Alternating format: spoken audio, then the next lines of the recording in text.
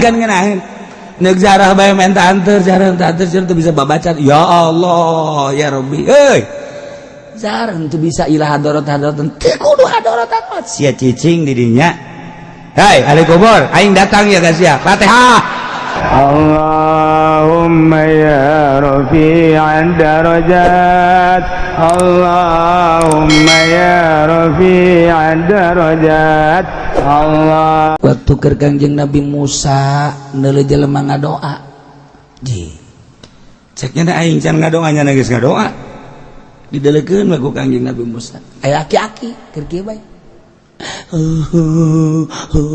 didengekeun ku Kangjeng Nabi Musa aki-aki ceurik hebat amat cek ieu ngadoa aing teu bisa ceurik aki-aki ceurik dengekeun ya Allah ya Rabbi bangga Kangjeng Nabi Musa boga umat bisa ngadoa bari ceurik hebat lain lalagani hebat jasa Gusti lamun abdi ngadoa ka Gusti seakan-akan abdi marentah ka Gusti Gusti abdi mah moal menta ka Gusti sebab ngabudakeun ka Gusti Gusti mah mauni ngasagala rupa kajadian teh Gusti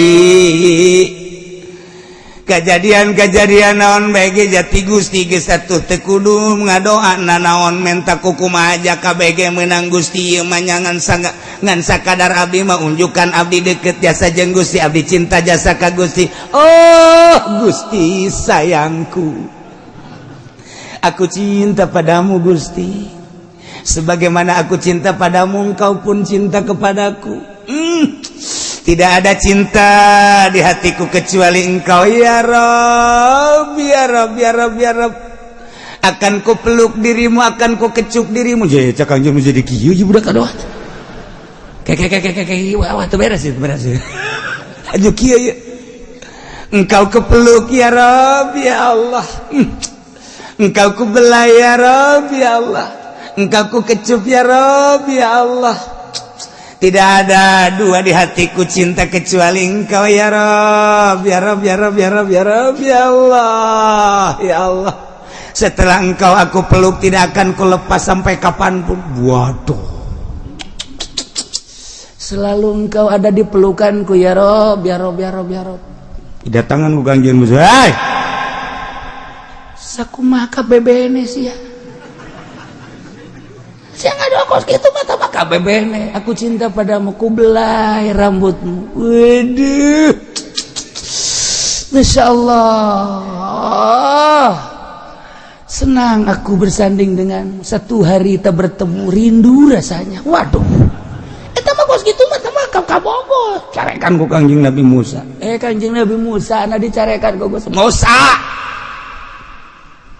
ulah sok sacurakan carekana eta teh hamba aing anu deket ka aing poho nyana ku poho-pohona nyana seakan-akan aing wujud di hareupeun nyana nu mantak boga perasaan aku aing tadi peluk ku nyana aing tadi kecup ku nyana aing tadi belai ku nyana eueuh deui pangomongan iwal ti bahasa model kitu lantaran nyana mah bodoh make bahasana model kos kitu aing teh deukeut ka nyana aing deukeut ka nyana nyana deukeut ka aing ulah sok dihaharuan eta Gusti bahasana iya tuh jelema bodoh mah kaja emang nu bodoh mah kos itu nu penting mah nyana ngaku ka aing nyana ibadah ka aing ku kabodohan nyana geus rela ngorbankeun sagala-galana lu bodoh mah nu bodoh dihampura bae ku aing tuh nu mantak urang untung jadi jelema bodoh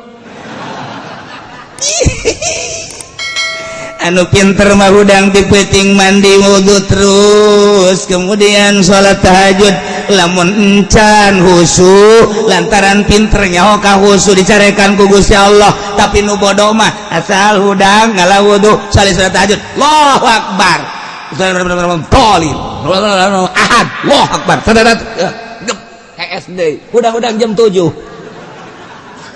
subuh teh subuh eta teh kan cak urang mah teu bagus eta emang kurang nama tapi Allah ngalem beus ya ulah keur salat keur hudangna doang ge kiih aing geus ngalem ka sia mantak aki-aki mah hudang tipe tinggi deuleu jam ceknya jam 2 angel kene amat be ieu lamun lain ki aing mah teu hudang ki nyana bari ngomong di jero hatena deh ieu ki Gusti Allah tah aya Gusti Allah kan ya abdi dibere bekser ku Gusti gara-gara bekser abdi teh hudang ti peuting jahorenganan sok hudang ti peuting mah para nabi para rasul para wali abdi ge hudang sanajan bari jeung ki reup hees deui eta geus ganjaranna gede jasa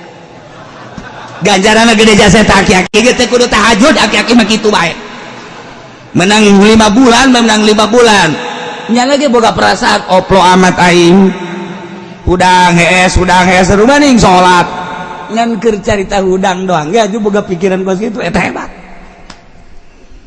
jaga gagi teh aing keur ngora mah sehat tilok aing teh hayang ki ti peuting barang geus kolot ku ari mah kedeung-kedeung ki ya hudang ti peuting teh jam 1 hudang jam 2 hudang jam 3 hudang mikiran nyana jan sok hudang ti peuting mah rasul jan sok hudang ti peuting mah nabi jangan sok udang dipeting mah para wali para ulama salafus sholihin berarti aing ge meureunanan ku Allah dijadikeun wali aduh tolol tak aki tah karak udang doang geus jadi wali ih tah tapakur kos kitu teh tapakur kos kitu gede ganjaran geus bae geus ulah salat geus aki-aki mah di cenah kieu akur amat ya kula ge tilok aing anu mantek aing ngomong gitu ge nyaho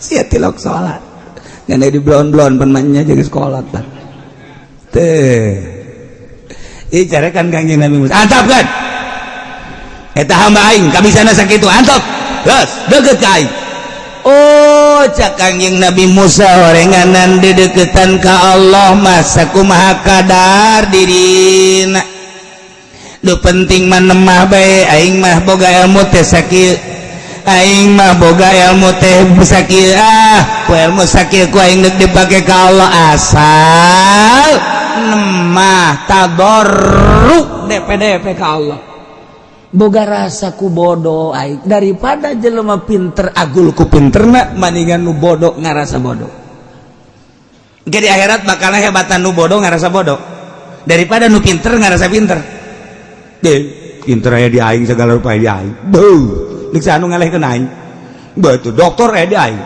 insinyur aya di aing dokter rendos aya di aing muga abdi aing mah pinter jasa dik caritakeun naon coba alam aing mah nyai dik caritakeun urusan astronomi aing mah urusan perbintangan nya nyaho aing mah dik caritakeun urusan tumbuh-tumbuhan nya nyaho heuy dosen aing mah ngadosenan di universitas anu universitas aing mah geus saluhureun sagala rupa beuh aing takabur ku ilmu dibandingkan jeung sanajan nya ibadah ka Allah dibandingkan jeung nu bodoh ya Allah ya Rabbi abdi mah jasa kikieuna dibere ku Gusti nemah abdi ku bodoh abdi tapi tetep abdi ku bodoh abdi hayang salamet mudah-mudahan we bodoh abdi moal kasalamatan Gusti jasa kieu bisana abdi mah abdi bodoh tapi abdi kos jelema pinter Gusti nu pinter mah ti peuting tilok hudang abdi mah du bodoh tapi hudang lu pinter mah tipeting teruk maca sholawat abdi bodoh tapi abdi memaca sholawat tuh abdi bodoh tapi kos tu pinter itu pinter tapi kos tu bodoh Gusti ku bodoh abdi mah hayang disalamatkeun we jaga di akhirat tetep abdi mah embung ka neraka Gusti kajeun diseret ku malaikat abdi mah embung deuk lumpat ka surga Gusti cek Gusti deuk jalan mana minta jalan abdi tuh pan ngaco atuh ngaco emang nu bodoh mah ngaco tuh atuh nu bodoh mah emang ngaco tetep abdi deuk lulumpatan diseret ku malaikat abdi embung Gusti kajian ku kumaha parangsana kumaha meureun eta bodoh pan ngomong lagi itu kan nu bodoh mah tetep abdi mah kajian ku kumaha embung misalnya abdi dibalangkeun ka neraka tetep abdi mah deuk hudang naik kajian ku kumaha abdi mah we dibolembong kajian ku kumaha tetep abdi mah deuk neangan jalan ka surga loh kajian ku kumaha jalan tol aya jalan biasa aya jalan batur mah teu nyaho jalan cecopet ge abdi mah nyaho geus abdi mah deuk malipit los pokona ka surga bae kan ngaranna jelema bodoh atuh pan kamun kadang kudu pinter mah setolol amat emang di akhirat kos kumaha emang deuk kebelar aja tapi tetep bae ku kabodohan nyahana Allah ngalem heuh atuh geus daripada nu pinter nyaho jalan tapi henteu ngalaksanakeun mending nu bodoh acak-acakan los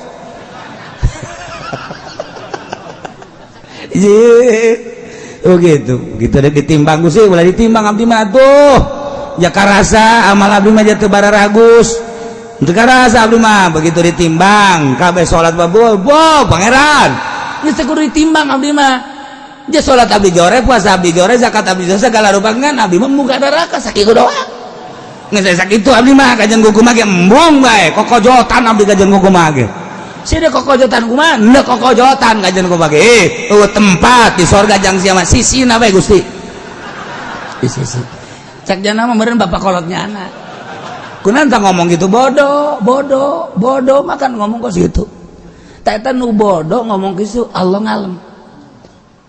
ngalem daripada lu pinter teu ngalaksanakeun mending nu bodoh ji atuh nu mantak nu bodoh mah ngeunaheun jasa jadi nu bodoh mah indah jasa di sorga teh jang tempat-tempat nu bodoh Masya Allah mantep jasa di sorga mah nu barodo loba jasa bakalna yeay anu teu wau jeung pamarentah kan bodoh ngaranna eta bakalna ka sorga nu teu wau jeung judi eta kan bodoh ngaranna ka sorga nu teu wau jeung mabok eta kan bodoh ngaranna eta ka sorga nu geus kitu ngaranna anu teu ngridit janjana mah sieun beusi teu kabayar bodoh kan ngaranna eta bakalna ka sorga eta nu geus kitu anu pinter ngridit da jahanam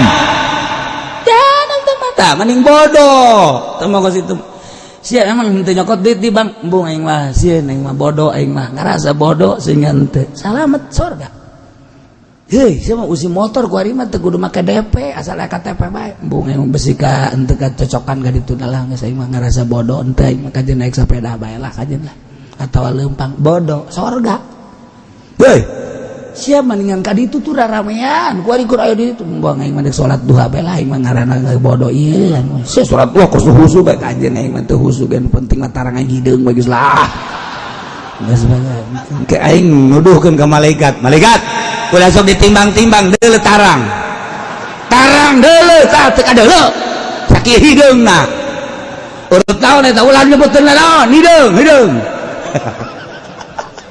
malaikat ya Gusti ya tarang hideung mah balangkeun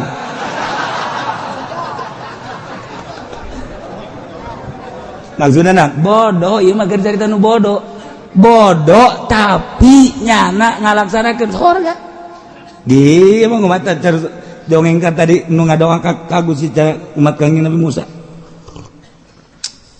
eta bodoh malah kangjeng Nabi Musa nu dicarekan ku Gusti antep kan salah Gusti eta ngomongna bodoh nyanan itu bodoh mah tuh kabeh salah ngomong antep saomong-omongna jelema sesuai jeung kapasitasna aing nyaho ja pamere aing bang nu penting mah DP na jeung nemahna ka aing eta nu ku aing dideuleu jadi nu bodoh teh daek salat tak ku salat teh bae nu bodoh mah geus pahara adapun ge di ka neraka geus sakedeung lah tak aing mah cenah kos kitu gadong sebel atuh geus geraheun ka sorga aju ka neraka nah iya kan mantap bodoh tapi make hebat ngadoa aku ngomong emang ngadoa make bahasana bahasa urang ngadoa mah jamenta ulah sok aju ngariung bau datang ke urang naek kieu angel mah turun deui sugan teh mah deuk robana atina pidunya hasanah geus naek urang turun deui datang ka titadina amin kencang datang ka lalauna datang ka malik ngadoakeun teh kubar daek tak kiai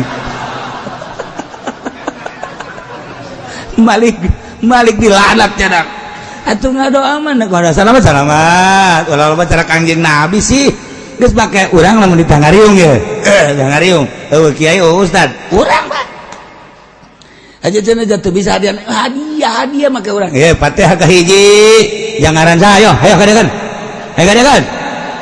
Jang Umar nah Fatihah ka hiji Umar Al-Fatihah Fatihah kedua Bakar Al-Fatihah beres emang masa gitu-gitu kene tangan di Arab doang Fatihah katilu dadap jeung waru Fatihah beres dolin amin Allahumma sholli ala sayyidina amin ya Allah ya Rabbi. Ieu tadi anu disebutan teh men tadi salametkeun di kuburna, dilegakeun di kuburanana, dicaangkeun jeung hari men tadi bere salabar, men tadi bere jamuga, men tadi bere mararaju, men tadi saralamat. Wa sallallahu ala sayyidina alhamdulillah rabbil alamin. Anu eta. Ye, cak nu milum mani ieu. Daripada itu ngenyeng-ngenyeng mau ngangkat deui turun deui ngangkat deui turun. Ieu geus kiai itulah diondang kurang lah. Geus engke mah ngariung ieu bae ieu. Bener. Pas ngariung deui mang diondang ngariung kita mimpin. Mah teu bisa cara nu kamari.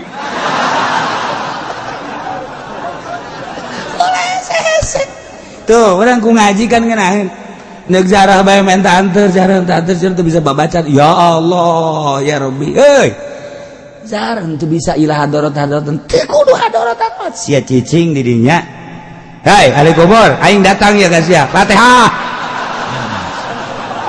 beres eta ngan ulah gandeng-gandeng pasti aya nu ngadenge waduh wali tanaon ya eta sarua kitu-kitu keneh ai kudu dibejakeun mah kitu-kitu keneh teu beda dengan itu mah diarabkeun doang gila hadarati ila arwahi jami ahlil kubur minal muslimin wal muslimin eta mah diarabkeun make bahasa urang teh abah kula datang ye atuh sarua aja Kanjeng Nabi kan jinakum zairin antum lana salafun wa nahnu alaikum tabun wa inna insyaallah ta'ala bikum lahiqun sallallahu alaihi wasallam eta mah bahasa Arab jinakum zairin abdi datang zarah ya sarua bae bah kula datang zarah ya ka abah ye Hayang naon sia. Tungtungnya jadi dukun gitu itu. Tapi bener ya malah ganjang nu bodoh teu kudu hese-hese gitulah. Kau mau datang ke bangsa ulama ka wali be dijauh keneh wali geus kieu bae Pak. Wah Junet tuh. Kanyawan ku aing tuh datang. Geus. Kulantaran boga keyakinan si bodoh teh ieu wali mah teu maot geus datang ge. Dadah wali. Nyana boga keyakinan ban wali mandeuleukeun. Dadah. Cak babaturan yakin dadah aing mah dadah ka wali mun geus ka deuleu aing mah pokona geus kieu bae pokona sia mah ngulah nurutan aing mah geus kaelmuan ku aing nang ngaji di Cilongok aing mah ye datang kana Tuhan Syekh Syarif Hidayatullah abdi datang ka dieu ziarah ye abdi ngirim Fatihah Al-Fatihah beres ulah hese Masya Allah geus wae saya datang ka urang neangan muzawir muzawir hayang dibayar mah teu ikhlas teu nyambung sarua bae deui cak muzawir dasar sia mah pelit ieu tong ribut urang jeung muzawir nah ieu sakali deui ulah saya nu boleh tah contoh tadi nu bodoh keur ngadoa ka Gusti Allah ku Kangjeng Nabi Musa disalahkeun Kangjeng Nabi Musa lu carekan gugus antapkeun bodoh ngan nyana hayang ka aing sakitu bisana aing pangeran leuwih nyaho ku kabodohan anak geus jambura ku aing cek Kanjeng Nabi Musa pan abdi titah ngalempeng-lempeng mah lain waktu kos kitu dakwah ngaji lempengkeun engke nyana menyerap hari hajunanya keur kieu aju disalahkeun mah nyana ge atuh ke moal daek ngadoa deui cek ku pangeran ye ulang ke mun keur ngaji bejaan dakwah ari keur praktek antepkeun heulana oh kitu atuh dibere metode Kanjeng Nabi Musa mangke urang tekan kiamat sanggeusna kiamat tiupan pertama Kanjeng malaikat Israfil alaihi salam niup jelema teh kakaler ka kidul kawetan ka kulon lulumpatan anu keur nyusu anakna dibalangkeun budak leutik keneh kakarak leumpang geus suisan kobo aki-aki mah modar di dinya geus aki-aki mah teu kudu kiamat ku ari ge titah leumpang di nu panas engke oleng gejebur sorangan mentek lamun perangnya na mangke ku Amerika ge moal ditembak moalnya naon perang tutut hook senjata nembak nu kieu cek antepkeun lupat sia lupat di kieu doang moal ditembakkeun hook luru aing ka sia budak beladik goplak tuh kan bener kan paeh sih namanya sepeda aki-aki tekudu di ansongan senjata aki-aki mah ansongan sieni urang Lampung ayo saya kena naik paeh di luhur bateng nah iya ke kiamat beres parae ganti bumi rata gunung Masya Allah mentak kurang lamun jaritakeun ente nyangka gunung teh bakal na angger horenganan tamur meresahab gunung nuku urang kacil teger watarol jibala ente neule gunung pajar ente magagah tegak luar biasa horenganan gunung teh lempang tamur meresahab percis okos mega bae lempang gunung gengke bae lempang yuk ku balik hati sampai lelempangan kali kakak aju wataral jibala qamidah disangka gunung teh teger kuat horenganan tamur marasahab leeh nana gunung sakitu tegerna leeh kok masih Juned ajur ganti rata laut gunung kobe wah geus diterjemahkeun ku Raden Oma Irama kiamat terjadinya ada jadi presiden. Masya Allah gunung-gunung yang tinggi menjulang hari itu akan dimusnahkan. Wah pohara jasa Masya Allah lautan yang dalam sarua bae eta kos kitu jana beunang di Quran masalah eta ya Allah ya Rabbi beres kabeh ku hari hujan teng tiup roh ku malaikat Israfil saat merelentis kos toge cal roh ararasu ngeguh jelema nu tadina sepi eueuh sasah wabeh poe kullu man 'alaya fan wa yabqa wajhu rabbika dzul jalali wal kullu man 'alaya fan wabeh aya di bumi langit rusak modar kabeh wa yabqa wajhu rabbika dzul jalali wal ikram hanya Gusti Allah sorangan nang tangan Gusti Allah limanil mulkul yaum selalu jadi raja apa iya raja Mesir raja Mekah raja Yaman raja Indonesia udang ngaku sih jadi raja kayak udang Jokowi udang Prabowo udang cak Prabowo hirup kere iwa can nyaho bawa jadi bonte itu bayar turun geus coba Soekarno udah kayak dia udang ke Pak Harto udah Gus Dur saya kan dilengserkan cek Gus Dur ya saya emang gak ada tanggung jawab bukan dilengserkan kalau saya lanjut baru saya tanggung jawab untung saya dilengserkan ya udah cek malaikat Israfil tenang Dur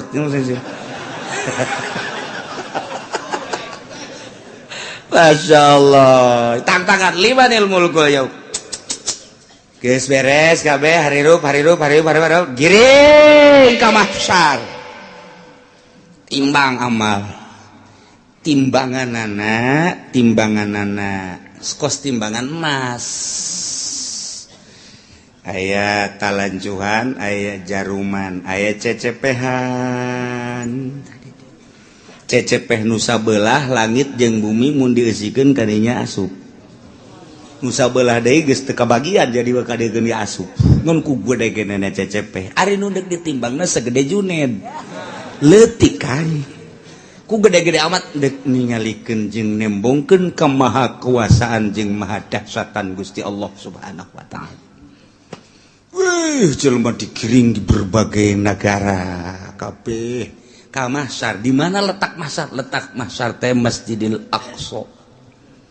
Berarti di itu boga sejarah dunia, boga sejarah di akhirat ge boga sejarah. Masya Allah karim. Yelah, nundek dicaritakeun langsung jelema kabeh malaikat Jibril cicing di tengah diharap Kangjeng Nabi urang malaikat Jibril Mikail di belah katuhu Jibril Mikail Israfil belah kenca Kangjeng Nabi diharap plak kumpulkeun ku Gusti Allah falanas'alanna alladzina ursila ilaihim walanas'alannal mursalin cek Gusti Allah aing bakal nanya alladzina ursila ilaihim ka umat-umat anu diutus para rasul ndek ditanya teh an ijabatihim ar-rusula wa amalihim fima balagahum tentang ijabah ka para rasul jeung ngamalkeun naon nu disampaikeun ku para rasul ka maranehanana masyaallah di samping umat nu bakal ditanya walanas'alannal mursalin yakin kaula nu agung bakal nanya deui ka para mursalin utusan-utusan ditanya anil iblagi tina nyampaikeunana ya Allah ya Rabbi wabah ditanya bari pertanyaan teh sabenerna mau balana kusana alaihim biilmin yakin kaula bakal nyaritakeun ka umat ka para rasul kula bakal nyaritakeun biilmin dengan kanyaho jelas nyaho wa makunna goibin jeung kaula teu gaib teu nyahona kabeh nyaho ngan tetep ditanya bae pan jelema ditanya teh aya nu nanya teh nyaho nu mantak nanya ge pan teu nyaho mang kaula ieu deuk ka Bandung hayu ieu jalan deuk ka Bandung jalan mana bener-bener teu nyaho berarti kaula mudik ieu milu mudik deuk ka Jawa Tengah Pak deuk ka Jogja jalan ka mana lontaran loba jasa ieu itu Jogja ka belah dieu manggih deui Jogja kanan belah ditu ke manggih deui Jogja kiri bingung aing mah ieu Jogja deui belah ditu teh Jogja deui isi jalan nu mana deuk ka Surabaya ge teu nyaho nanya atawa nyana nanya Pak ieu teh kula teh rek dagang ieu cara dagang teh kumaha ieu modal da sakieu deuk nu didagangkeunana ieu nyokot teh dieu supaya teu nyaho nanya berarti Pak kula teh hayang kawin hayu hayang deuk nanya bae ieu mah kira-kira kumaha ieu kula lamun kawin atuh babari modalna boga henteu ulah bakal hayang kawin sia teu boga modal nanya teh teu nyaho biasana nanya teu nyaho aya jelema nu nanya ngan aing mah sabenerna mah nyaho ngan nanya sote aing mah ngetes bae sia teh nyahoeun tante padahal mah nyaho ye kos ka budak tanya cek 2 jeung 2 sabaraha geus nyahoeun nu nanya na mah ngan ieu dites 2 jeung 2 cak bapak tolol sia kudu ngabalikeun deui ka aing 2 jeung 2 sabaraha cak bapak wah budak blon ieu budak muncak bapak 4 kula 4 muncak bapak 5 kula 5 aku bacak bapak bae nyaho ye nu nanya nama guru ka muridnya nu mantak nanya teh dites berarti nah aya deui nanya teh ngajejeleh boga anak minta duit dibere tah 1 juta yo meunang saminggu minta deui teh jang anu bere deui minta deui dibere deui geus ka 5 kali ka dia sia cicing sia dinya dieu hai aing geus sabaraha kali mere duit ka sia bego teu meunang tah anak atuh hitung bae ku bapak ditikem sia ku bapak goblok atuh nyahoeun bapak ge geus mere duit sabaraha kali ngah sudah dipake naon tah duit ieu sia dinya pertama sia ku aing minta dibere kadua dibere aju minta deui dibere aing nanya kasih geus sabaraha kali aing abah ge bare duit ka sia teu meunang teu hitung bah teu meunang jalain kos kitu teh mah maksudna nyarekan aing lain sakali mere duit ka sia tapi ku sia teu digunakeun eta duit tuh tolol-tolol teh si otak pasang atuh menta deui si mah gawena menta malulu nyarekanan tah mah nanya tapi nyarekan go Wadi bah, yang mah boga duit, ajo minta duit separit ya mentana. Mio separit dah mio. Oh sia dibanding mio, tapi pakai kusianya, nu bener tah, belikan kusia. Lamun kredit jeung cash lain deui bah hargana. Lamun kredit sabaraha? Barakara kredit? Ngomong sia lain sari. Bahkan hese dek beli cash deh di akhir zaman mah kredit bermodel. Yahudi teh geus kos karar itu bae. Nah, belikan menang merenanan setengah bulan bah belikan motor di motor naon motor mio anu itu ke mana aya mah aya bah ngan ieu kebutuhan aya deui bah bere deui ja aya ieu bapana ge duit mah eueuh bapana mah aya tah bere deui bere deui 3 kali budak motor kamarananya dibeli cenah kebutuhan barang ditanyakan ternyata dijual. Oh adek abah sabara kali belikan motor kasia hah sabara kali pada teman nanya nyaun jangan umang belikan lagi abah mana kayak nanya dek nyarekan nah iya ge sarua ye Allah teh dek nanya ka umat atuh teh kudu ditanya ku Gusti Allah jaulungkeun nyahoeun ja Allah mah pangeran urang turun ka alam dunia Allah nyahoeun kuari hirup dihirupan ku Allah Allah maha uninga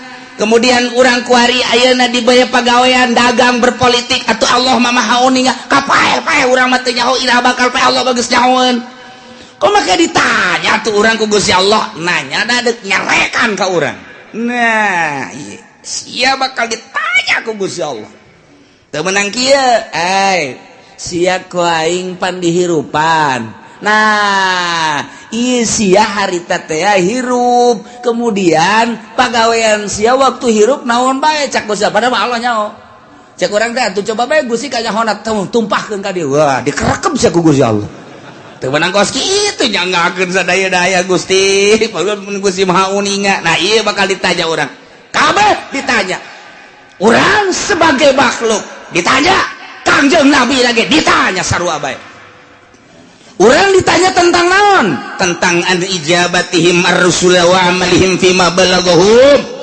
urang teh ngaijabah ka Kangjeng Nabi narima kana ka Kangjeng Nabi syariatna jeung ngamalkeun datang ka mana ditanya zaman Kangjeng zaman sahabat zaman tabiin zaman para wali kuari Junaid maju enggak zaman saya hirup beye aing mah lain aja rajana lain kiai sia nu nyampaikeun amanah para rasul nu nyampaikeun nu tabligh nyampaikeun amanah rasul sa zaman sia abdi harita teh kitu mui abdi harita di kecamatan mah kitu Kiturmudi naiknya ke kabupaten ju naik dinya ke provinsi pernah nyampaikan ai dibayar nyampaikan ai henteu mana mana mui panggil mui ih kuari nyana ngeungeunahana mui nagara sia saha harita mui abdi aya orang kronjo panggil iya nu formal nu formil dipanggil eta mah geus teu bareres tah mah lantaran nya nama ngomong aya dibayar teu ngomong teu dibayar teu ngomong dibere daek ngomong boga jabatan teu boga jabatan teu daek ngomong ieu mah anu berkeliaran we sa nah aya digigir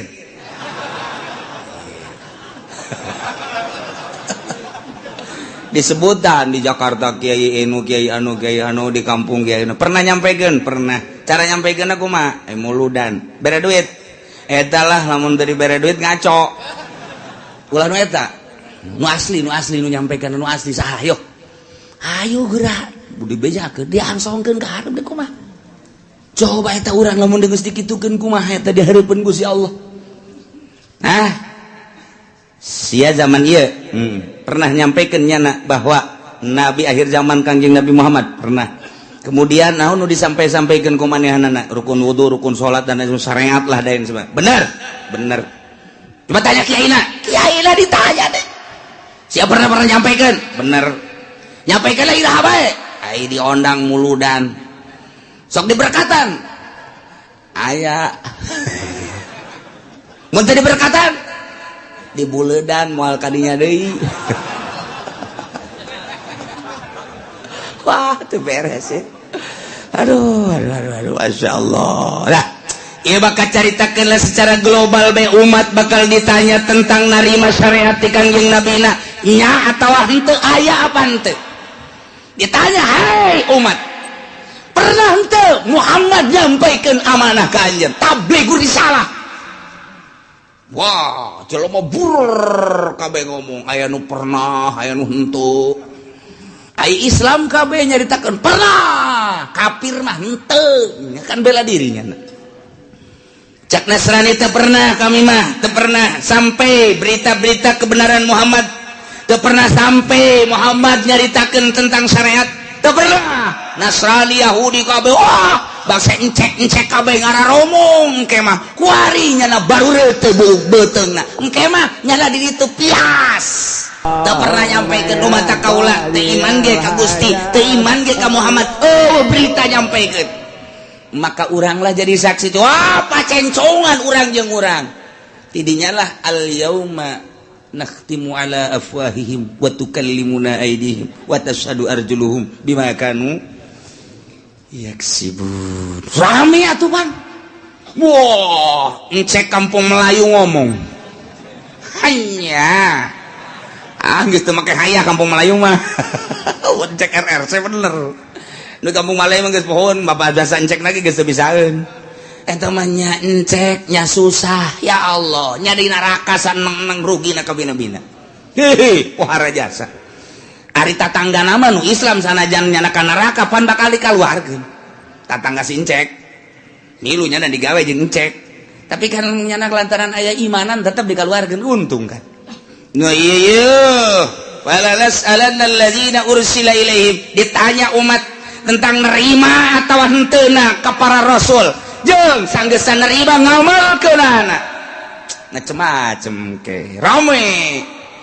Wala nas'alannal mursalin, para rasul ge ditanya, Adam ditanya, Idris ditanya, Kangjeng Nabi Nuh ditanya, Kangjeng Nabi Sulaiman, Kangjeng Nabi Isa, Kangjeng Nabi Musa, Kangjeng Nabi urang ge ditanya, nyampekeun apa henteu. Masya Allah. Badahal mah Allah teh nyahun falanakusson alaihim bi'ilmin wa ma kunna ghaibin. Teu gaib nyaho ngan deuk hayang nyaho coba datang ka mana bari deuk ditaubeh di memeleh di jejeleh.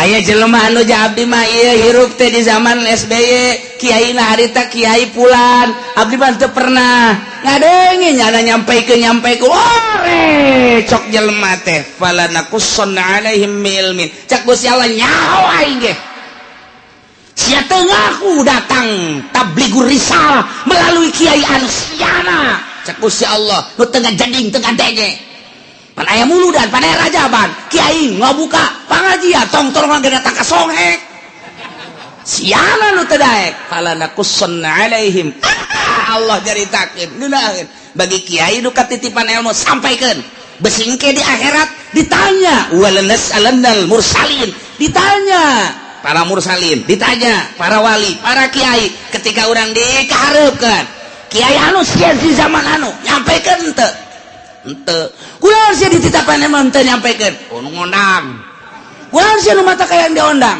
ieu cak ditangkal amun naon tah nyawanya nambongan di ditu tah ngadeukeun tukang sate ieu tah tuh kan ditanya kabeh umat ditanya para rasul ditanya Gusti Allah umat ditanya para wali ditanya umat ditanya kiai ditanya kabeh mana teuing rame nah wa ma kunna ghaibin sabenerna mah atuh aing teu gaib eueuh teu kanyaon teu nyaho an iblagir rusul wal umamil khaliyah bima fi ma amilu nyaho tentang nyampaikeun para rasul nyaho pisan atuh uning pisan jeung umat-umat anu sepi tina pengamalan nu ngamal jeung nu henteu nyaho Allah secara perinci juz'i satu persatu nyaho Gusti Allah si ieu gadenge si ieu ngamalkeun si ieu narima si ieu teu ngamalkeun si ieu narima si ieu ngamalkeun setengah si ieu narima si ieu ngamalkeun poara si ieu narima si ieu teu ngamalkeun nyaho Gusti Allah bakal dicaritakeun hiji-hiji falanakusson alaihim bi'ilmin wa ma kunna ghaibin lu gaib ya Gusti Allah maha uninga nu mantak urang kuari salat ti penting teu kudu dikanyahokeun ku tatangga cukup ku Gusti Allah engke bakal ditanya ketika ditanya aya teh berita tabligh risalah aya melalui kiai anu sia ngamalkeun tante nyanggakeun sadaya-daya ke gusi-gusi mah uninga abdi peting-peting ge hudang haju kieu haju HSD eta anu ku aing ditolol-tolol ge sia goblok sia hudang mah hudang tapi ngan kieu doang tapi kan uninga Gusti Allah aing nyaho ka sia sok ngaji lempang ngajina nyaho aing ngadengekeun nganyaho haju ngamalkeun nyaho peting sia hudang haju tahajud aing mah keur nanya bae cek Gusti Allah sebagai pangeran ditanya ku aing hijab padahal mah aing geus nyaho falanakussu alaihim biilmin wa ma kunna ghaibin nu gaib jang aing mah aing nyaho ka sia narima ti kiai anu kemudian sia ngamalkeun geus belah dieu ya sia zaman sasia abdi bareng jeung si itu hirupna pernah sia ngadege urang ti kiai pernah ngamalkeun Gusti mah uninga teu kaburu Gusti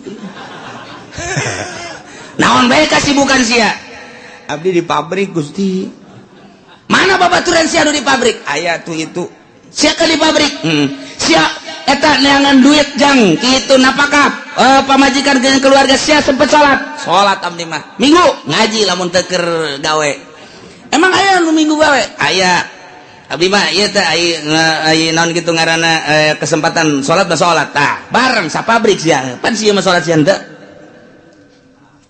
nyangageun Gusti dek kuas wa ma kunna ghaibin nu gaib dek ngomong naon sia aya dalilna tah babaturan sia mah jadi pabrik ke sapabrik pala jeung sia malah sakontrakan sangarendeng si ieu mah ja salat sia nu henteu nah nu matak sapabrik aya bae tah nu dibere daek salat jang dalil engke di akhirat besinya ngomong bo Gusti bongan abdi mah dibere susah haju di pabrik teu kaburu salat Gusti neangan duit bae babaturan sia datakeun ja susah sarua pas salat sia ka ditu atuh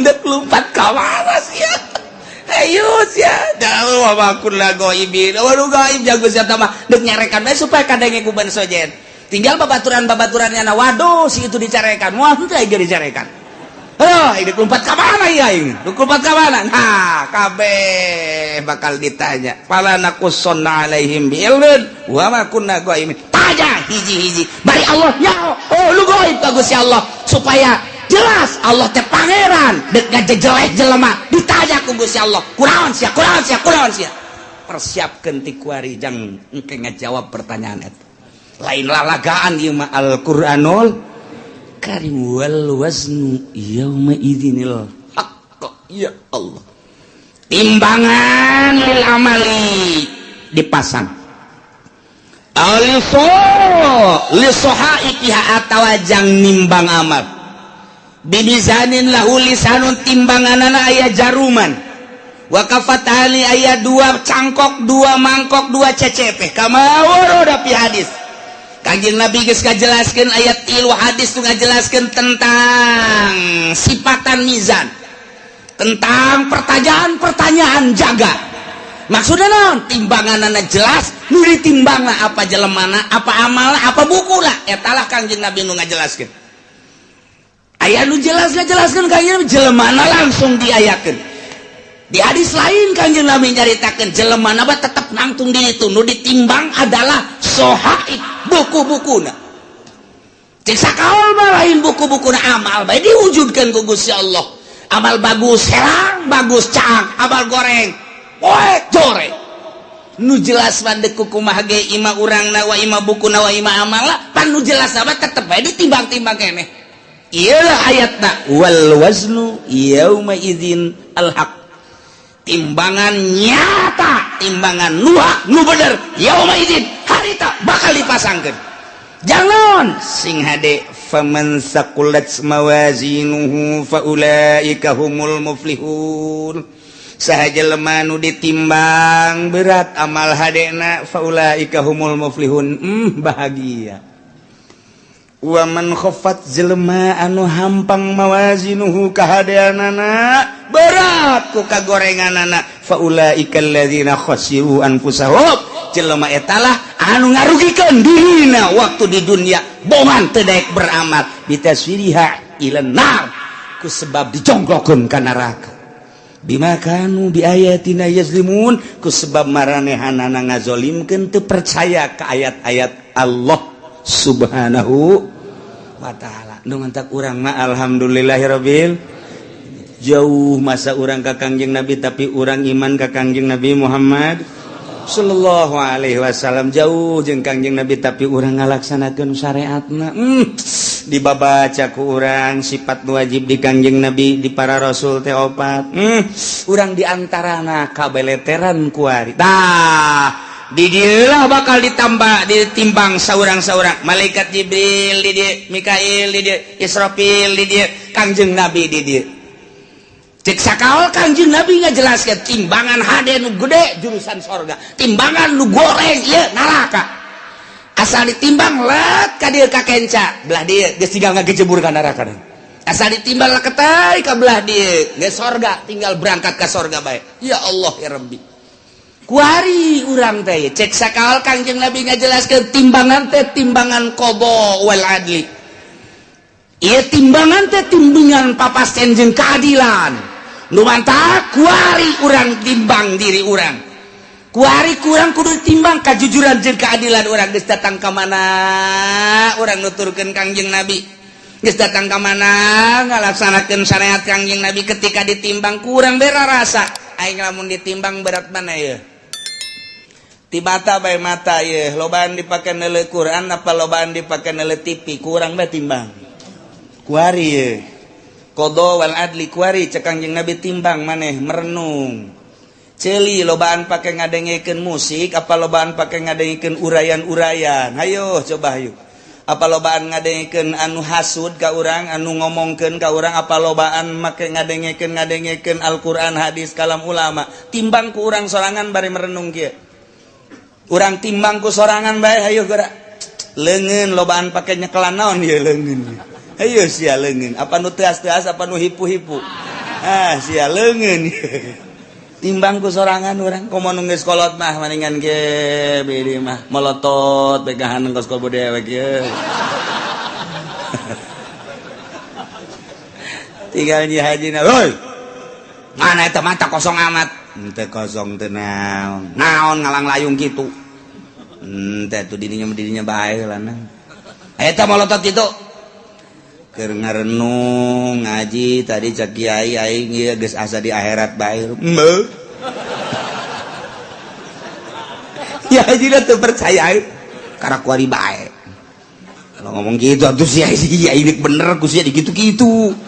Dekeran tuh. Iya keur ngalamun aing di akhirat teh cek kiai ge timbang cenah amal. Hampura aing haji, dia tukul lagi hampura tang geus rada deres sakitu mah. Hampura deui, hampura sok direkan. Hampura aing, si hampura jasa. Mun aing kawin deui, tah. Pakarak dek bener ge.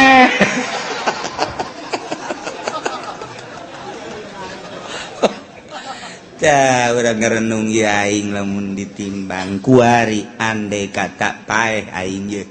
Ditimbang beratan ka mana mulai urang ngurucut cai mata Gusti tibalik datang ka kuari Gusti Allah nyaritakeun kahirupan para rasul nyawa ditarohkeun jang ka Allah terus di para sahabat nyawa ditarohkeun abdi manarohkeun harta ge ku pait-pait teh di zaman para wali songo eta teh perang nyawa tarohanan. Orang lamun zalah ka Kudus, Masya Allah, jana mapan balik teh dicacag. Nuku urang kuari di zarahan di Kudus Sunan Zawa ngaran. Kudus. Tuh, siapa jarah bete ngaran. Ayo kiaina poho buku aing ge.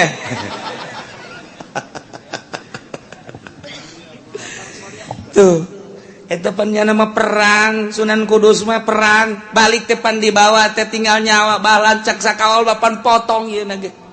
Nuku urang di zarahan eta saja persoa di Kudus teh Kudus Masya Allah balik nyawa batur menyawa taruhana pake li'ilai kalimatillah renungkeun ku urang aing boro-boro nyawa duit ge ku pait-pait teuing ge aya masjid ge butuh ka keramik kook biasa geus sababaraha kali mah haji jamang haji mah atuh jajan mah aya atuh ieu keramik ieu keramik nu sajen heula ke kurang karak aing hayo lah nu sajen helanan besi teka bagian beramal nu sajen eta ngomong hebat jasapan ayo urang babarengan helanan nu sajen bae geus beres gaji ieu mah geus beres keramik alhamdulillah tuh biasa gaji neraka tah mah kuduna ge nu sugi mah lain kitu haji ieu keramikna kumaha saha anu geus siap keramik batalkeun geus Pak Haji duit loba di bank anak geus di ngaranan ari Pak Haji na aing mah teu boga duit sial teh Ki Haji tolong emang nu sugi mah kos kitu bloon batur bae dikesek-kesekeun tah hayang urang mah hayang ngadenge tuh geus kitu manganu sekian meter geus aya sabaraha eta aya 20-an mah bejakeun ka manganu lain teu butuh kitu nya dieu mah ku Pak Haji bae kabeh sapira 500 meter lah sabaraha kebon 500 meter geus tuh jual ke buat tetangga habak beres oh bener lah Ki Haji dasar pelit-pelit bae tangeunaheun urang ngadengena bejakeun gas dulu sadaya hampura ieu mah ditarima bae nu 1 meter 2 meter ngan ke dialihkeun ka nu sejen sebab ieu keramik ditangkes ku Pak Haji anu oh maksudna abeh teu kesel deui cek nya teh aja ieu mah duitna aya naon teh alhamdulillah atuh nu kami mah geus kanaonkeun bae kan ngeunaheun teh mun aya di lembur lu kos itu gimana teh Pak ayo halareun ke kurang aing kurangna 1 meter eta nu dimaksud ku aing aduh ya udah sugih dur-dur pet kos kieu tah ilah wal waznu yauma idzinil haqq fa ulaika faman saqulat bawazna Kangjeng Nabi na di dieu maksudna naon eta Kangjeng Nabi di dinya cicing ya Allah ya Rabbi Kangjeng Nabi lain samaneh ketika ditimbang umat Kangjeng teh ti heula pan al awwalun al akhirun umat Kangjeng Nabi teh pandeurina diayakeun pangheulana ditimbangna Kangjeng Nabi di dinya sabelah Kangjeng Nabi cicing di cukang neraka jahanam Masya Allah lain lalagaan Kangjeng Nabi memang kumaha begitu ditimbang teh nu kadeu ku Kangjeng Nabi leket teh ka kenca Kangjeng Nabi nyekelan surat ulkoh ngaranna tek gegera dikajakeun naon cak dibeda ulah bomong berat anta tarina ka ditu kok jadi ka ditu salam surat leutik mah eusina la ilaha illallah muhammadur rasulullah eusina eta tah leutik jasa surat asal ketei ka ditu naon teh cak dibeda ulah long nu penting salamet bae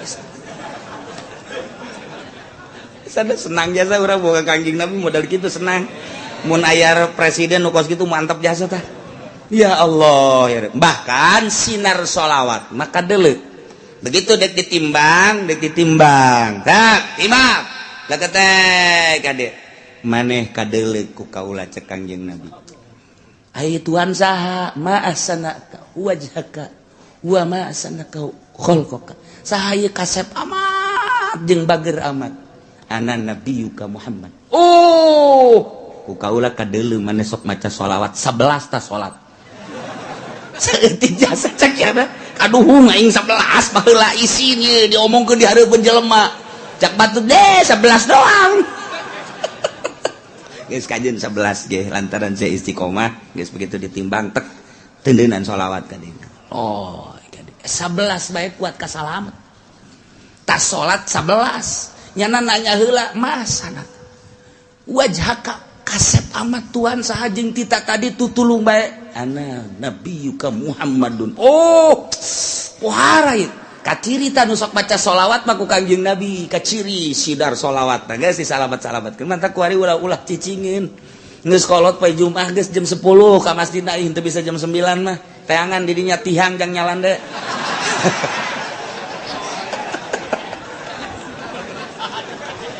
tungtungna lain maca sholawat tasbih ka mana mata ka mana bahkan aya nu nyokot ge tah babaturan tasbih teh nyaho nyana barang hudang aya tasbih aing ka mana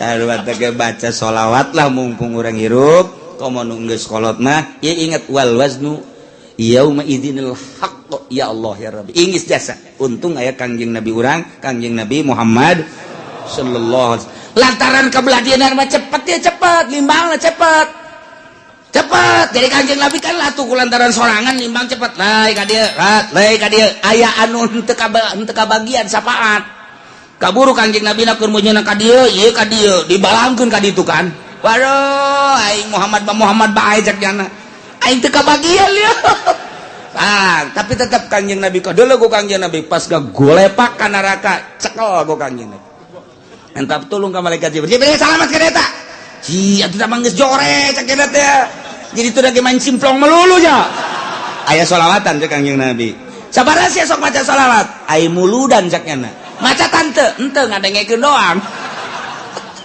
lumayan sakitu ge cek Kanjeng Nabi nya daek ngadengekeun assalamu alayka zainal anbiya ya assalamu alayka atqal atqiyai nu macana mah santri kan jeung kiai sia gula mah cenah ngatur-ngatur eta berkat cek nya aju ngatur-ngatur diatur teu jang kula heula teh tetep salamet bae pan mah poar eta ngan eta teh ngaguling heula ka neraka tah mah tapi tetep kok ngajar rewel Jibril salametkeun masyaallah Kanjeng Nabi moal aya pang sibuk-sibukna ieu ketika wal wasdu yauma idinil haq sibuk biasa Kanjeng Nabi geus manu ieu geus manu itu geus manu ieu nu itu geus ulah aya bae umat Kanjeng Nabi nu ngagolepak ka neraka pohara jasa pan mantak teh kuari usul ka Kanjeng Nabi beusi engke kaleupasan teu kadeuleu teu karawel lanjut teu kalekep ka bapak tuh padoh pan geus kalekep apa teu kadeuleu ku Kanjeng Nabi umat aing geus beakeun kan Jibril beak geus aya wae nu teu kalekep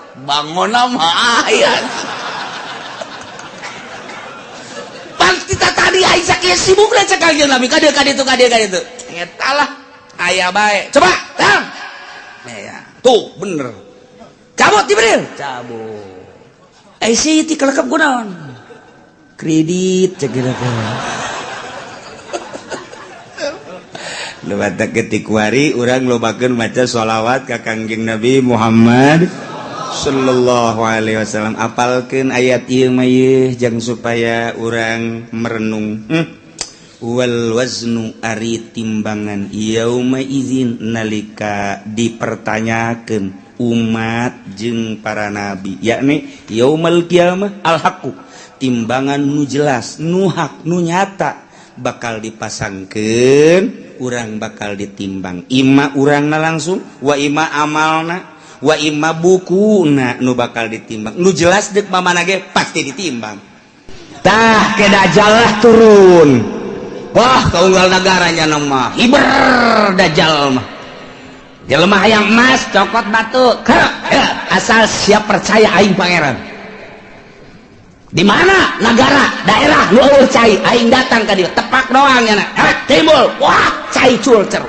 asal siap mangelanan ka aing pangeran ayo jelema iman geus ipis sementara kiai-kiai anu balalager nu balener geus ka Mekah di dieu geus eueuh nu ngelola di unggar nagara kabeh tinggal sumuhun dauh jeung sumuhun dauh boro-boro engke ku dajal kakara ku dukun kebul bae ku ari geus sumuhun dauh ku kebul ku dukun bae geus sumuhun engke mah komo ku dajal jelema dipaehan hirupan deui pangeran kos kitulah dajal dahsyat jasan nu mantak urang dibere doana ku Gusti Allah minta salamet tina al-masihid dajjal lantaran wah jelema gelo kabeh iman ka dajjal teh pangeran jelema hubu dunia hayang dunia naon bae dicekel jadi dunia hayang emas jadi emas hayang duit jadi duit hayang motor jadi motor ku hari mah kredit engke mah hayang naon sia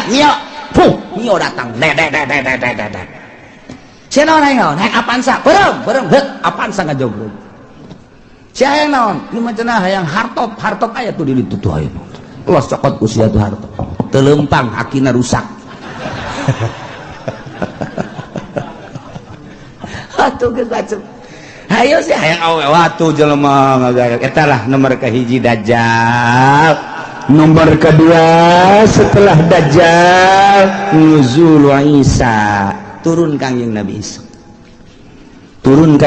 Isa ngan aya anu nyaritakeun memeh dajjal ieu adalah Imam Mahdi heula geus teu kuat kabeh ngadoa Gusti minta diturunkeun Imam Mahdi aya jelema kasep kemudian salat teureun-eureun Allahu akbar pas di makom Ibrahim Allahu akbar nu wani ngaganggu urang Arabna urang mamana ge ku harisma-harismana ku kasepna gagahna Allahu akbar teureun-eureun salat bae sapoe dua poe tilu poe mulai suara-suara aya nu kasep salat bae di dinya wah mulai wah diperhatikeun wah ieu tanda-tanda ieu bener dajjal takarak begitu mana salam dicekel ditanya manis bu teu daek ngajawab sangaran teu daek ngajawab kabeh nyebutkeun ente dajjal ente mahdi teu daek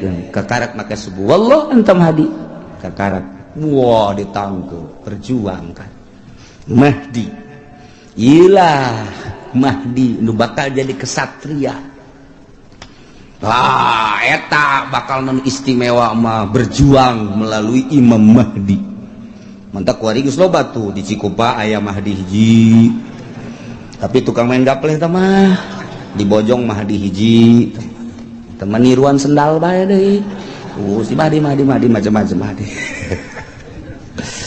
terus dajjal eleh ku dajjal maka segeralah nuzulu Isa turun kangjeng Nabi Isa alaihis salam dibantulah kangjeng Nabi Isa kusaha ku ashabul kahfi nu ayeuna di Yordania nu kamari kuring sadayana zarah ka ditu gila ashabul kahfi wah buuk ngarundai ka handap lantaran besar bara ribu tahun atuh di zaman Raja Dikianus datang ka ayeuna kuku para ranjangnya halis mula panjang nuantak besi aya di mana bae nubukna panjang wah iya ashabul kahfi kajian kuku mah si hade ulah di baturan si hade juri gi mah ieu turun di Gunung Karang masalah ini wah gara raga muksal bina tamlikho zunwanus martunus saribunus palyastatiunus ngirta ieu tentara-tentara Allah anu bakal bareng jeung kangjeng Nabi Isa alaihis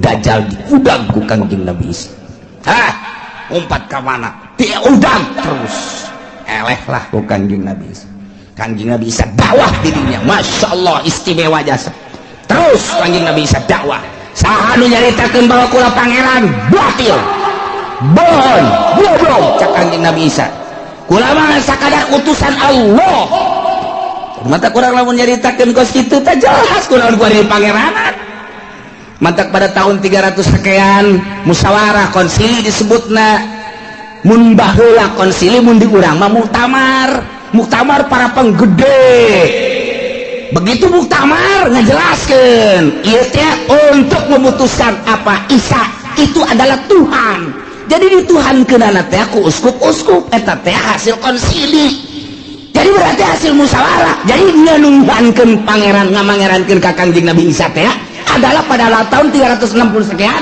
ta eta teh meunang hasil muktamar jadi masyarakat supaya nyaho bahwa pangeran teh Isa hasil muktamar disebutna konsili keblon aya pangeran urang pangerankeun ju ayo geus urang pangeran mantap aya sababaraha muktamar anu hadir di dieu henteu milu ngamangerankeun ka Isa dibunuh harita tetap Isa pangeran jadilah datang ka kuari Tritunggal engke kangjeng Nabi Isa marah saha nu ngajadikeun aing pangeran aing rasul anu kuari ngajalankeun syariat Muhammad aku aya da jeung kangjeng Nabi urang mulai malah kawin kangjeng Nabi Isa pan baheula teu kawin da ieu kuari mah kawin ke bakalna turun ka dunia nyana dakwah terus jelema istimewa kabeh iman nyana kawin ngan teu lila kangjeng Nabi Isa diangkat deh maot kangjeng Nabi Isa mulai kacau deui ieu ngan nu baragus geus mulai ku Gusti Allah langsung aya angin seger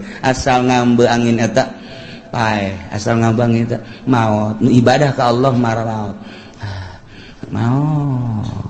ya Allah ya Rabbi tinggal Cameron bakukul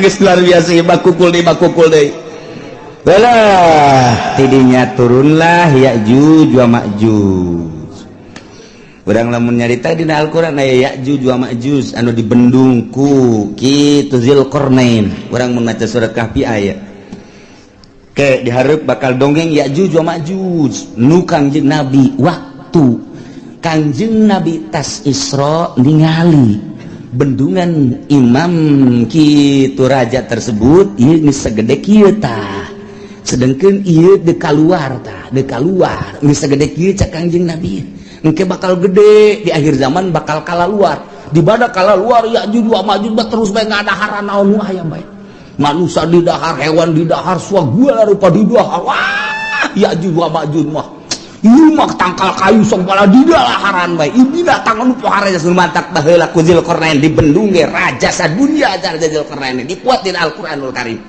ngan eta bendungan raja Zulkarnain teh ya nu kuari di laut manana ieu ditelusuri ke berbagai ilmuwan dunia seluruh benua Asia, Afrika, Amerika, Eropa, Australia. Ya, urang teangan coba bendungan Zulkarnain teh di mana ieu? Sebab Ashabul Kahfi kanyahoan Kangjeng Nabi Syuaib kanyahoan dan lain-lain sebagainya kanyahoan. Urut Kangjeng Nabi Elut kamari laut mati aya kanyahoan. Wah bae aya ieu teh di dunia. Nu aya dina sejarah. Nu di Quran teh aya kabeh. Kemudian piramid aya, Firaun aya dan lain sebagainya aya. Ieu bendungan Zulkarnain. Ieulah anu encan kapanggih datang ka per detik ieu. Nah, tapi geus mulai kuari kanyahoan. Geus mulai. Berbarengan jeung kanyahoanana kapal Kangjeng Nabi Nuh. Kapal Kangjeng Nabi Nuh teh kuari teh aya kene. Kapalna aya kene kapalna. Geus sindek urang kada itu hayu. Di mana cenah Kiai? Lah, sia mah diajak ka Banten ge hararese. Komo ka ditu atuh. Di Gunung Arad. Di Gunung Arad, Arad teh di Turki. Eta teh di luhur gunung aya setiap jelema nu kadinya teu kuat paeh jalan luhur melalui udara tetep bae teu kuat didinya geus digambar saat orang didinya aya peninggalan kapal Kangjeng Nabi Nuh alaihi salam judi teh judi nah geus kapanggih eta tinggal ieu bendungan Zulkarnain nu diditunan di bendung ieu Ya'juj wa Ma'juj di mana ieu bahkan ilmuwan alkohol Amerika pernah asup ka hiji daerahnya lagi kaget kok hewanna kos karari ceulikna lain irungna lain bahasana lain tak eta teh nyada kaget di dinya aya hewan seperti kieu yeuh teu kajawan nya lagi di mana tapi ketika jana perem ngadengela suara azan Allahu akbar Allahu akbar trek aya di daerahna deui berarti eta dibukakeun hijab mata asup Islam eta jelema eta asup Islam loba jasa di Amerika anu menemukan di Inggris di Belanda kemudian asup Islam loba ieu mah keur carita hayang mengetahui tentang bendungan Zulkarnain geus kapanggih aya sababaraha menemukan buah ieu cuman buah doang ketika aya seseorang anu menemukan hewan seperti itu apa ieu Ya'juj wa Ma'juj teh maka manehanna ngadenge suara azan kemudian bentak geus lain di dinya deui. Nah, eta teh negara-negara kos gitu teh loba urang ge. Kuari ge urang mun ka Banten aya nu haju ka dulu istana kerajaan. Eta berarti diajak ka negara itu. Kamari aya di nu liwat ka dinya bae. Oh, aya kerajaan di daerah dia diketos bae kerajaan ketos. Ya, Raja Jurig newo-newo meureun tah. Gawat. Ieu da ieu urang kan kuari. Ieu teh kuari urang teh aya 3 dimensi urang cicing di dieu. Urang dimensi zahir kuari zahir kadeuleu ieu lamun urang dibukakeun hijab tret dimensi alam jin lamun waliullah dimensi alam hakikat bakal kanyawan hakikat jadi ieu teh sababaraha dimensi urang mah lantaran urang mah sapira urang atuh nu kadeuleu ieu deui kapanggih ieu deui mun mingguan ka dieu jeung tukang uduk deui eta dimensi urang mah da ieu ke baca bakalna Ya'juj wa Ma'juj. Nah, idinya kakarak summa khurujud dabbah. Jadi eta bakal Ya'juj wa Ma'juj engke ku Gusti Allah dihujanan blek hujan. Banjir pararaeh lah Ya'juj wa Ma'juj. Tinggal manusia-manusia anu nyilib ararae loba keneh di dunia teh. Dabah teh ya hewan eta nya nama leutikan ti himar hampir sarua jeung himar begal ceulina rancung biasa ngan nya nama mau patlot mau pulpen leungeunna nulisan jelema tarang ditulisan mukmin kafir mukmin kafir mukmin kafir geus teu bisa kukumaha nu katulis kafir kafir wae terus sadunya mukmin kafir dabah eta mah terus nulisan eta masyaallah ieu lalakon lain lalagaan ieu pohara jasa bakal katulis. Nah nunggu saya tulisan mukmin tidinya langsung tekebel mau ngeunaheun geus tinggal kafir siapa kafir sia kafir sia ge deuh tarang sia sia kafir sia ge atuh kafir kabeh tah tidinya mah geus kafir engke mah bakalna awewe loba jasa lalaki kurang tak engke bakal lalaki diudag-udag ku awewe datangkel lae katangkal kalapa kiih-kiihna ge dilamotan ku awewe ku eueuhna lalaki lamun hayang mahmur engke tah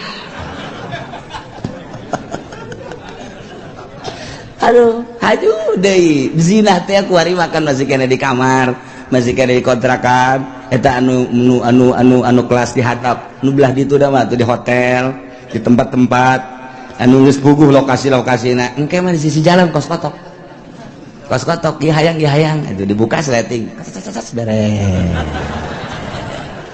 geus eta geus hayang beres percis kos kotok bae geus beres ngan digabungkeun ku Gusti Allah gabung geus moal aya nu anakan moal aya nu anakan geus we dibere gabung bae lantaran dikiamatkeun kan moal aya budak leutik. Nah aya hiji dua ge aya hiji dua saeutik hiji dua paling meureun sadasa hiji nu reuneuh teh ya geus hese ngandur gabung bae geus teu araranakan ngomongna jelema ku geus lemah-lemahna iman ketika aya nu zina ieu jelema jana zina didinya ngan ngomong kieu atuh kahayang mulai didinya belah ditu kayak ngan ngomong gitu doang geus teu daya teu upaya geus sebab zina kabehan ngan ngomongna teh kitu kahayang belah didinya atuh sakieu belah ditu ke naon ih kita lalikan aing mah geus beres ngomong gitu ditawaran daekeun pan blon eta iyalah bakal terjadi seperti eta masyaallah kakarak summa tulu usyamsi min magribiha kakarak muncul panon poe di kulon. Jadi muncul panon poe di kulon setelah Mahdi, setelah Dajjal, setelah Dabah, setelah Yajuj wa Majuj kakarak muncul panon poe. Numantak cek Kanjeng Nabi la taqumus saah moal waka terjadi kiamat hatta tatlu asyamsu min magribiha sehingga muncullah panon poe di kulon. Tah ieu teh ditangtangan ku kafir teh urang Quraisy nyaon dina Taurat dina Injil geus dijelaskeun nu matak nyana lah aing mah daripada iman ka Quran jeung ka Muhammad maningan ge hiji bae aing cabut nyawa aing. Nomor kedua maning disiksa ku Gusti Allah. Nomor katilu Allah maning turunkeun bae tanda-tanda kiamat di antarana muncul panon poe di kulon. Nu matak ketika muncul panon poe kumaha tangke bakalna yauma yati ba'du ayati rabbika la yanfa'u nafsan imanuha lam takun amanat min qabl.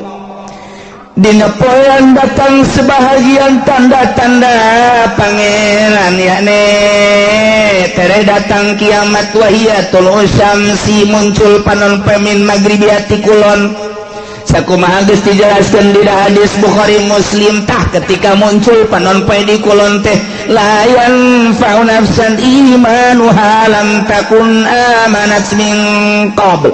Allah mangpaatna kawak-kawakan ka hiji jelema ka sahabat imanuha imanna lam takul amanat min qabl anu manehanana encan iman memeh eta mah geus begitu muncul panon poe di kulon nyana can iman haji nyana nyao ieu teh tanda kiamat berarti bener kiamat teh nyana iman geus tutup pintu sigotaka teu mangpaat samasakan jujung kelan nyana asyhadu an la ilaha illallah wa asyhadu anna muhammadar rasul geus tutup tamang geus tutup bae bukan asal muncul pada lupa di kulon geus tuh syahadat tinggal syahadat, zikir tinggal zikir, jelema kabeh bakal neangan masjid kege. Tandana masjid eta adalah hiji aya kubahan, dua aya menarahan, tilu aya tihangan. Masjid mah mantak pakai tihang bae. Tanda masjid adalah tihang. Engke di akhir zaman ditareangan eta ngan geus ese. Neangan masjid geus sareueur lantaran bebongkaran. Model di urang ge kuari keur dibangun masjid di berbagai negara, di berbagai daerah, di berbagai sudut dibangun lantaran masih keneh nyaman jeung aman, nu ibadah loba keneh. Di akhir coba engke lamun terus dikendalikeun ku Amerika, nu jadi gubernur Jakarta kuari Ahok. Lamun aya Jokowi naik Ahok kafir. Tidak menutup kemungkinan engke Serang bupatina kafir, Pandeglang bupatina kafir. Lamun di Jakarta Ahok engke di Serang si Cenglu, oh di Pandeglang si Tegwan, ayo si Tangerang si siang-siang melingseng. Geus ono beres kabeh. Ayo sia mangkaning deui bae tuh.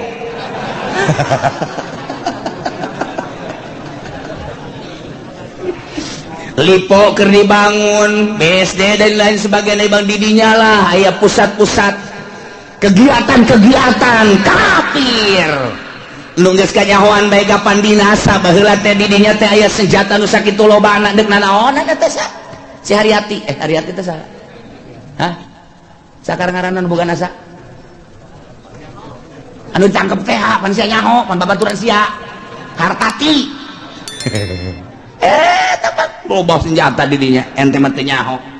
Mantak dirahasiakeun ku pemerintah. Bongkar. Waduh, aya naon ieu? Sementara di Jakarta kuari gedung kedubes 12 tingkat Amerika. Jang naon eta lamun lain boga cita-cita nu teu hade. Hei, emang kumaha gitu. Ieu teh dekristenisasi anu lain lalagan. Sementara pemerintahan urang wae. Kiai nu aya di ditu huahe opat kali. Neu kumaha deui atuh. Lain teh diperjuangkeun jang geus kiayana. Ya otomatis lah kafir. Dia terus hasil dicokotan ku Amerika.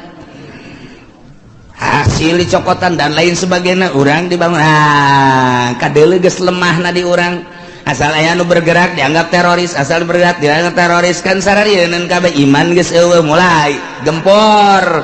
Sudah tidak ada masjid-masjidan, masjid paling hiji dua kan meureun anu dipertahankeun. Ayo sia tanah dibelian ku nyana nyeun gereja sadaek-daek. Nah, ada kumaha deui ayo. Ya pemimpin urang ge nu handle nu kuat. Ayo deuk kumaha kabeh sumuhun dawuh ka Amerika. Nah mulailah gedung-gedung dibangun, gereja dibangun, masjid-masjid orang dibangun, engke dibongkar. Nah ini mah keur carita singkatna bae, lila keneh eta mah urusan kos kitu mah, sebab eta mah melalui masa-masa wah peperangan dan lain sebagainya, bakal perang, teu kumaha henteu, bakal jasa. Nah nu mantak kolot urang baheula engke mah bakal perang deui sia ngan urang mah baheula kolot urang nyaritakeun ejeng kulon. Sakar kulon? Baduy jeung baduy, padahal mah baduy teh horeng eta siloka. Baduy teh cak kolot baheula eta teh nu bakal diperangan jeung urang nyana nyahoeun ka jalan-jalan horeng Amerika eta baduy ngaranna. Siloka kolot eta mah. Ya atuh perang jeung baduy mah lah, sabira baduy. Nah tuh horenganan cak kolot baheula tuh ke mau baduy. Terus kalau nggak lembur nuluan jalan orang dongeng menjeng kolot kos gitu nggak bakal orang diperangan. Waduh baduy usahawan orang Amerika ku ari teh geus boga satelitnya na urang leumpang ka mana we ngising ka mana we geus kanyahoan satelit Amerika teh geus kieu bae nang haye sia jepeni deuk ka mana lompat sia haye ditembak sia ku aing ngan cak Amerika moal ditembak paeh ti heula ge satelit geus kieu bae hayo coba. Urang gambaran letikna boga urang internet beuh hayang nyaho daerah anu trek pencet asal nyaho bae urang blokna pencet jaheueuh pencet jaheueuh salah mencet waduh sempak sial kumaha sial salah pencet aya kiai nu salah mencet lain sial alhamdulillah kitab anyar cenah ieu mah. Aduh, Masya Allah. Aya dinya merekna Kiai Haji Google. Waduh, bener. Masya Allah. Di akhir jawan geus rek kumaha coba ya lalakonna. Nah, engke begitu muncul panon poe di kulon kakara kabeh maca syahadat neangan masjid. Masjid geus eueuh. Lantaran ciri masjid teh aya kubahan aya menarahan jeung aya tihangan. Kuari masjid geus teu make tihang geus mulai kan kuari ge masjid teu make tihang. Masjid mah make tihang minimal 4. Kuari geus teu make tihang, geus teu make. Wah, cenah geus. Eta bahkan aula nu ka situ mah. Abe fungsina babari cenah main badminton bisa. Didinya main bola bisa, didinya main takraw bisa, kemudian main gitu tenis meja bisa dan lain sebagainya bisa. Nah, jadi berarti fungsinya geus lain multifungsi deui mah 10 fungsi. Tuh, eta lah. Geus hese neangan masjid syahadat tinggal sana. Nah, la yanfa'u nafsan imanuha lam takun amanat min qabl. Teu aya faedah. Jujungkelan kafir-kafir kabeh para maca syahadat percaya ieu teh kiamat lantaran panonpet timbul ti kulon tetep teu aya mangpaat. Aw nafsan lam takun kasabat fi imaniha atawa awak-awakan anu tadina manehanana teu pernah ibadah teu aya mangpaatna nyana iman mah ka Gusti Allah cuma teu pernah salat teu pernah puasa harita mulai tobat ka Gusti Allah la tanfa'uha taubatuha teu mangpaat tobatna geus bae doraka bae. Sanajan nyala tobat tutup pintu sigotaka. Oh, tobat-tobatan hari itu. Lisat. Masya Allah. Kul bejakeun Muhammad intaziru tungguan gitu. Ahada hadhil asya. Nu tadi dicaritakeun tanda-tanda deukeut ka kiamat. Timiniti Dajjal, Mahdi, Dajjal, Ya'juj. Kanjeng Nabi Isa kabeh datang ka muncul panonpet tungguan, bejakeun tungguan. Engke bakal cak Gusti Allah ku aing diayakeun di akhir zaman. Bejakeun tuan, aya hayang kositu telek iman ka anjeun, telek iman ka Al-Qur'an, tungguan kege bakal inna muntadirun. Tuan bakal kapanggih kege. Masya Allah.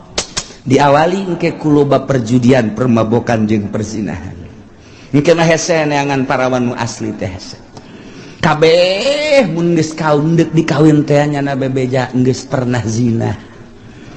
Hese geus kabeh. Waduh, luar biasa. Urang mun nyaritakeun perzinahan kuari, ulah kudu di Amerika, di Inggris, di Belanda, di Perancis, di Jerman, ulah negara kafir geus jelas. Di urang kuari. Siswa sekolah Bandung, Surabaya, hese nyaritakeunana. Di kontrakan, jauh ti indung bapa, cacak-cacak aya di hareupeun indung bapana. Nu ditalingakeun si hadesya reuneuh bae. Komo jauh ti indung bapana. Iman kurang. Duit kurang deui. Jang mayarkeun kontrakan. Atuh pandang karak. Nah kumaha deui? Kenapa pandang karak? Atuh ieu saya yang penting ada yang bayarin kontrakan cenah teh. Enggak bagus gitu. Kececes dibere-beres. Eta ya kececesan segala. Masya Allah. Nah iyalah caritaan kupar kures nunang tangan ka Kangjeng Nabi teu percaya ka Kangjeng Nabi jeung ka Al-Qur'an endahan manehanana nang tangan hayang paeh lah hayang datang siksa lah hayang tanda-tanda kiamat cak Gusti Allah geus bedakeun Muhammad ka manehanana tungguan ke bakal datang urang kuari geus ditungtung kuari mun ditingali sejarah target akhir zaman geus dara deukeut jasa sebab tanda-tanda deukeut ka kiamatna geus aya. Matak geus bae kuari mah urang mah sakadar ngaji ieu mah supaya nyaho jang naon jang supaya urang bisa mengendalikan diri abeh urang salamet fid dunya wal akhirah lantaran hese deuk dikukumakeun ge ieu mah geus bae urang jeung urang jang urang bae geus urang rapih ke anak urang di akhir zaman mah kuari geus teu boga TV teu boga HP teu ngridit wali geus sakitu ge geus peangan coba nu teu boga HP hese gas aya cenah kulah teu boga kiai bener sia leungit can meuli deui laon bandel mah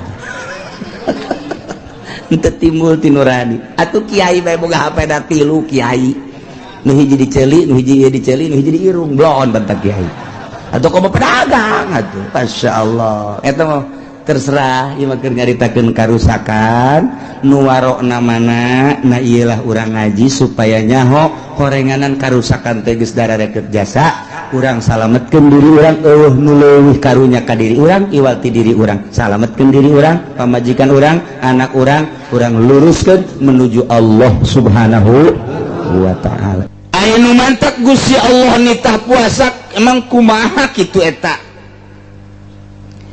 nu mantap Gusti Allah nitah puasa lantaran ieu manusia titah deket ka Gusti sebab cak Gusti Allah aing nyieun sia supaya dedeketan jeung aing ke di akhirat mun sia deket jeung aing ku aing dibere tempat nu indah dibere tempat anu mulia dibere tempat sebagai penghargaan deket da anjeun ka kaula sorga di mana anjeun jauh ka kaula ku kaula bakal dibere tempat di neraka sakitu janjian nu mantap Kangjeng Nabi tugasna basyirau wa nadhira hiji ngabubungah sorga dua nadhirun nyingsenan neraka sakitu bae geus tugas kiai geus sebagai warasatul anbiya sakitu bae tuturkeun Kangjeng Nabi lamun Kangjeng Nabi dibere tugas basyiru wa nadhira atuh kiai na ge kuari sebagai warasatul anbiya kudu basyiru wa nadhira dudukeun di jalan surga ieu di jalan neraka ieu Golkar ieu udah itu dulu ulah sembarangan babagi tugas kiai tugasna corong Al-Quran pemerintah tugasna corong Amerika sakitu bae geus teu bisa diganggu gugat sama di Indonesia mah asal lu jadi pamarentah nyana kepanjangan beung Amerika kepanjangan sungut bule kiai mun mimilu kadinya sarua min jumlati Amerik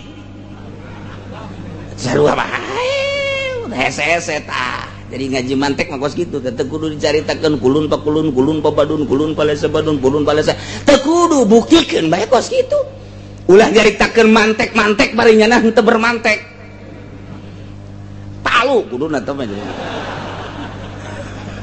teu nyimpul geus corong Quran kiai mah corong hadis corong ulama eta kiai ulah jadi corong Amerika mun geus jadi corong Amerika boga mobil di dunia nama di akhirat dikerekep sia ku malaikat ji ulah sambarangan huahe naik Avanza sia deulekeun ka dituna emang kumaha sakumaha sih ngeunahna Avanza di akhirat dibeulem naonan gara-gara jadi corong Golkar si Amerika deui bah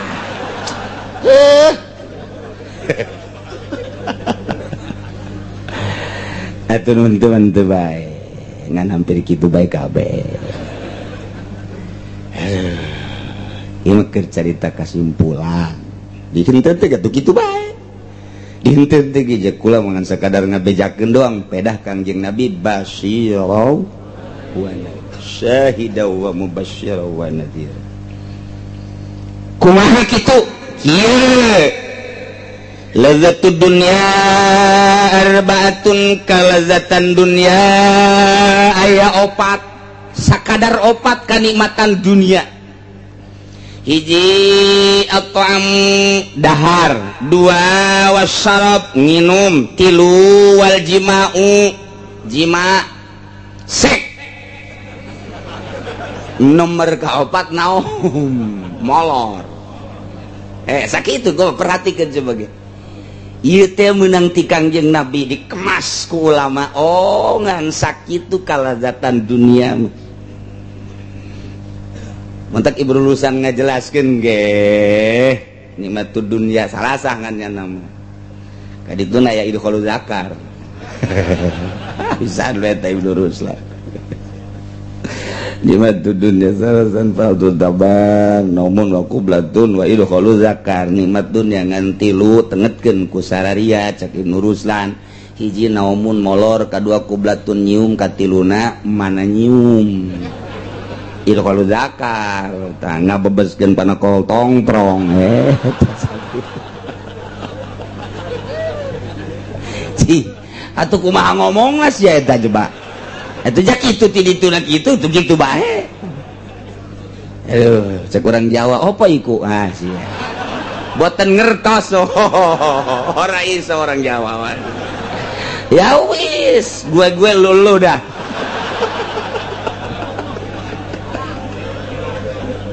Apa ikut cenah? Aduh, masya Allah. Emang orang Jawa mah pikasirian baik. Pikasirian baik ke cerita Gus Dur teh diundang ke Mekah, ku raja, di aya nu dibawa ulama kiai 10. Barang datang ke istana kerajaan di ditu di Arab. Aya aula di luhurna merekna aya mamnu dukhul. Nyana kieu bae. Astagfirullahalazim. Astagfirullahalazim. Astagfirullahalazim. Gideg bae di tadi hareupeun lawang. Sambarkeun ku Gus Dur, ono apa sih? Gus Dur atuh. Iki cenah. Opo iku? Iki mamnu duhul, dilarang berduhul di sana, berarti ini tempat duhul katanya. Waduh, cek Gus Dur teh ya, dasar teh nyakola, orang NU teh nyakola. Ini mah dilarang masuk. Bayinya di Indonesia nyebut duhul teh ke pemajikan. Jadi itu barang kamar mamnu duhul, emang ini tempat duhul kali ya. Tuh, emang itu ngaraji kos kitu ta. Mamnu duhul padahal tempat kiki tua.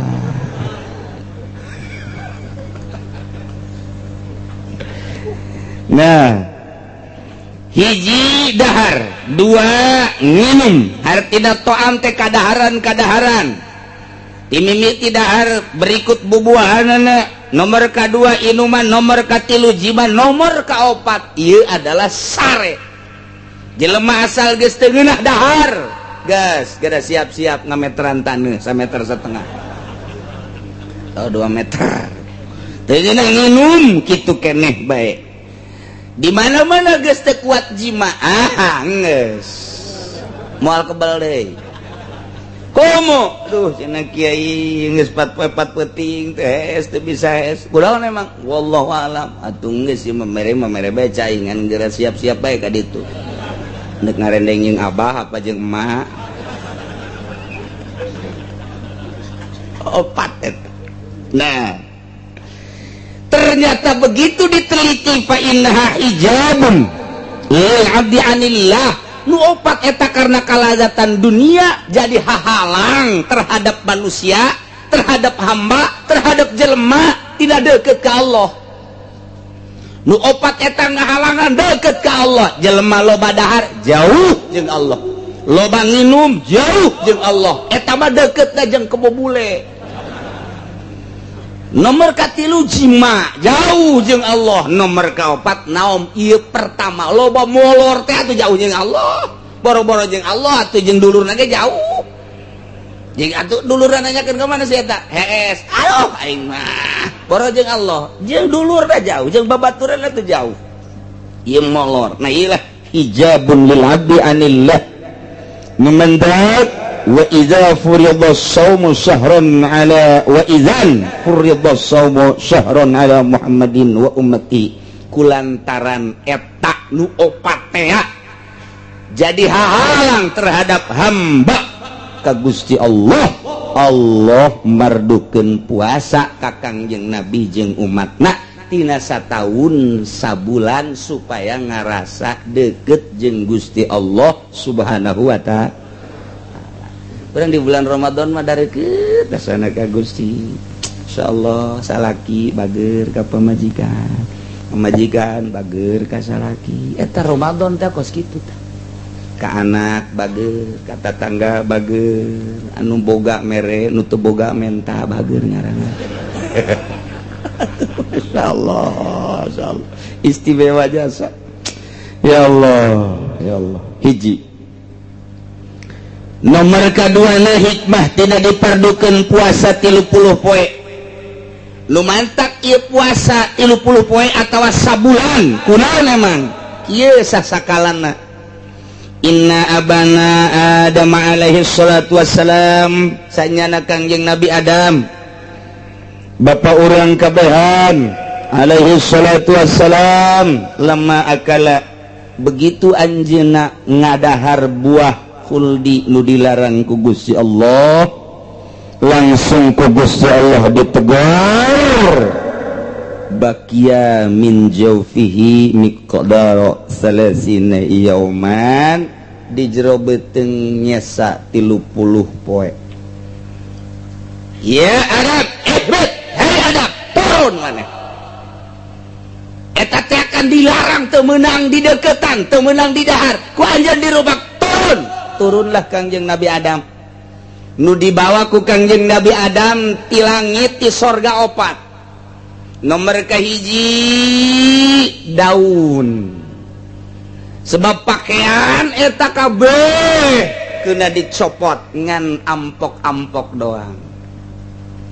Nomor kedua kulit, iyalah nu pake beber ampok-ampok. Nomor katilu aya madu sacakslak dibawa ku Kangjeng Nabi Adam. Nomor kaopatna ieu adalah getah ambar. 4 Kangjeng Nabi Adam mawa ka dunia. Gitulah dongeng Kangjeng Nabi Adam. Langsung turun di India, ngusruk Kangjeng Nabi Adam sujud. Sanggasa sujud ku Gusti Allah diantepkeun bae satungtung eta buah nu aya di beuteung aya keneh. Beak-beak 30 poe. Seueuh 30 poe. Ya Adam irfa. Hei Adam, tanggah. Tah dihampura dosa saenggeus teh kahitutkeun, kaisingkeun, kahitutkeun, kaisingkeun 30 poe ka 40 poena bersih, maka Kangjeng Nabi Adam ditarima tobat.